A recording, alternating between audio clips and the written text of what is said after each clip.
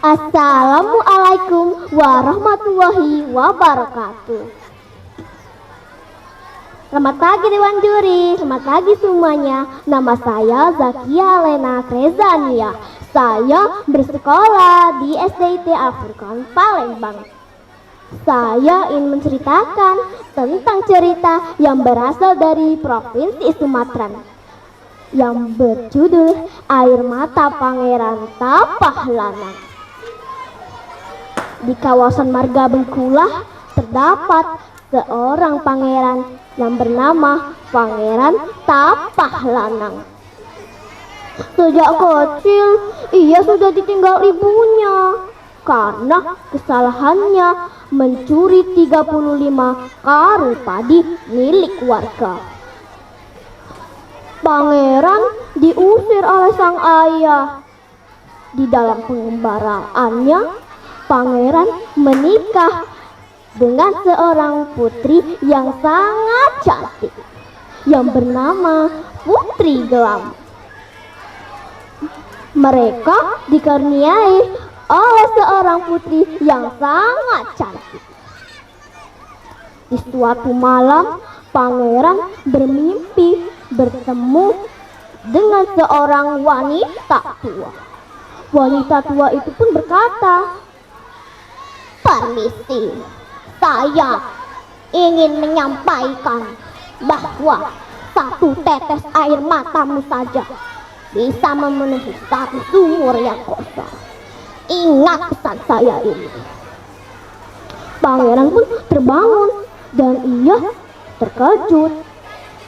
Terus ia berkata kepada dirinya sendiri, "Wahai Tuhanku, pemilik alam semesta ini, apakah ini arti dari mimpiku?" Kata sang pangeran. Pangeran pun ingin membuktikan arti dari mimpi wanita tua itu. Pangeran menemukan satu sumur yang kosong. Tiba-tiba pangeran melihat wajah ibunya. "Ibu, ibu, aku merindukanmu." Pangeran tak sengaja meneteskan satu air matanya. Dalam sekejap mata, satu sumur kosong itu terpenuhi oleh air. Pangeran pun terkejut. Ia berkata, "Hah? Ternyata benar kata wanita tua itu." Di suatu hari, putri kecil Pangeran Tapah Lanang melihat 2 ekor monyet berkelahi.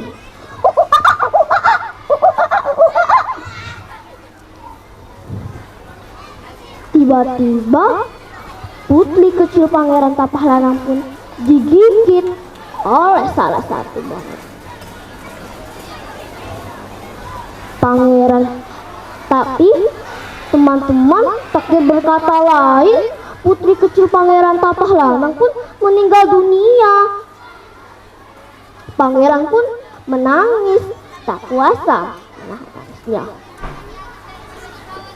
Dalam sekejap mata, air pun membanjiri desa itu.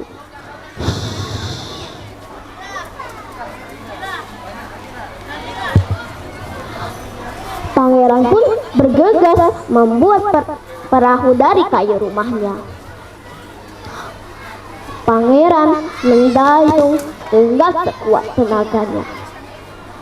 Tiba-tiba perahu kayu itu bocor.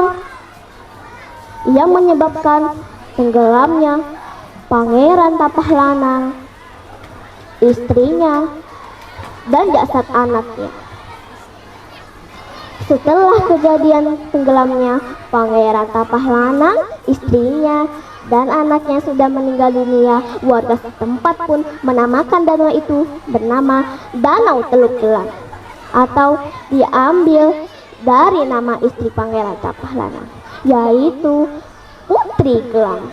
Hikmah cerita ini adalah kita harus berpikir dulu sebelum melakukan sesuatu agar tidak merugikan orang lain.